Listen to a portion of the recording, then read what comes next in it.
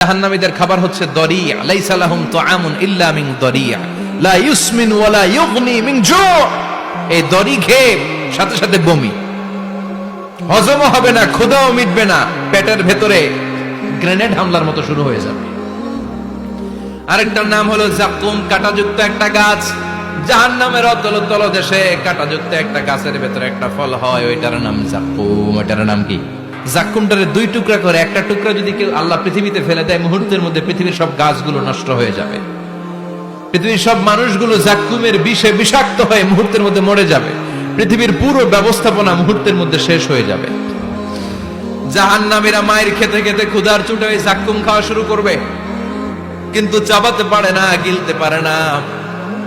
কাঁটাযুক্ত জাকুম খাবার যখন জাহান্নামীদের গলার মধ্যে চলে আসবে, গিলতেও পারে না, ফেলতেও, চাপ দিয়ে গিলতে পারে না, আবার ফেলতেও পারে না, তখন চিৎকার দিয়ে বলবে একটা ফোঁটা পানি দাও।